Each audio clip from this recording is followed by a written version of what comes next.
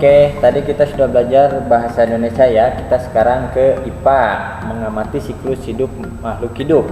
Meskipun tidak bercita-cita menjadi dokter hewan, Fitri sering memperhatikan hewan-hewan di sekitar rumahnya. Anak kucing yang dulunya dilihatnya di bawah pohon ternyata sekarang sudah menjadi besar.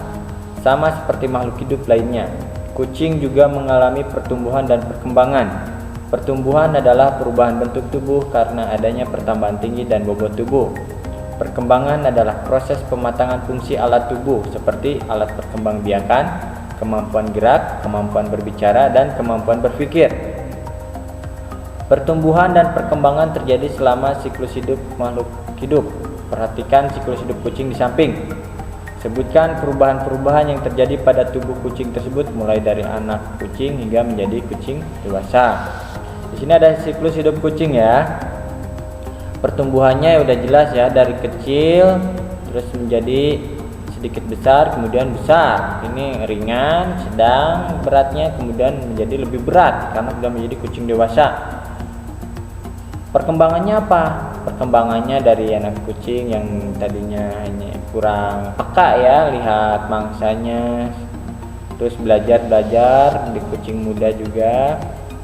Terus kemampuan menciumnya semakin tajam, pendengarannya semakin tajam, pergerakannya juga semakin lincah, kemudian menjadi lebih besar, semuanya sudah lebih baik ya, pendengaran, penciuman, geraknya juga lebih cepat, pokoknya lebih kuat juga ya untuk perkembangannya. Kalau pertumbuhannya dari kecil ke besar seperti itu. Untuk tugas IPA yang pada hari Selasa ini, tugasnya yang ini ya, ayo berlatih ini di halaman 5, kerjakan nomor 1 sampai nomor 2, dibuat tabel, ini juga dikerjakan ya. Kita lanjut di halaman 10-nya. Kalau tadi kita melihat pertumbuhan kucing ya. Sekarang kita mencirikan siklus hidup serangga. Tidak hanya kucing ataupun ayam yang dapat kamu jumpai di sekitarmu, kamu juga dapat menjumpai hewan lainnya. Misalnya serangga.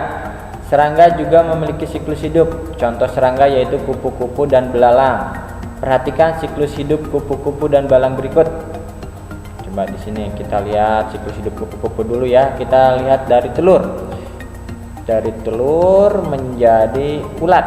Dari ulat kemudian dia berubah menjadi kepompong atau pupa. Kemudian kupu-kupu keluar dari kepompong terus menjadi kupu-kupu dewasa, kemudian bertelur si kupu-kupunya ya, dan seterusnya. Untuk siklus hidup belalang, kita lihat dari telur juga ya, dari telur kemudian mungkin menetas ya menjadi nimfa 1. Nimfa 1 itu artinya belalang kecil sekali ya.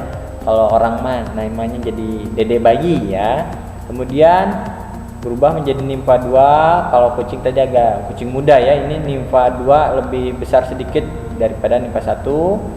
Kemudian berubah pertumbuhannya agak lebih besar lagi, nimfa 3, atau kalau kucingnya kucing muda juga ya, tapi lebih besar lagi. Ini ada beberapa tahap. Kalau orang itu remaja ya.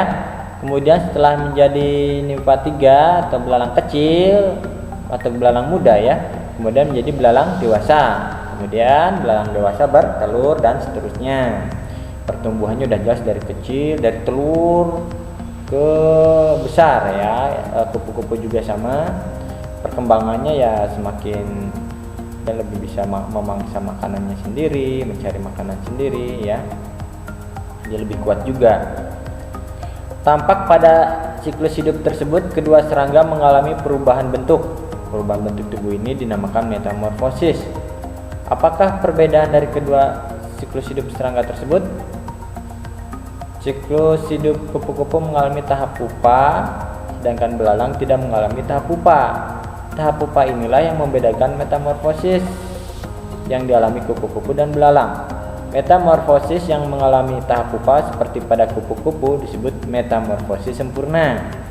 Metamorfosis yang tidak mengalami tahap pupa seperti pada belalang disebut metamorfosis tidak sempurna.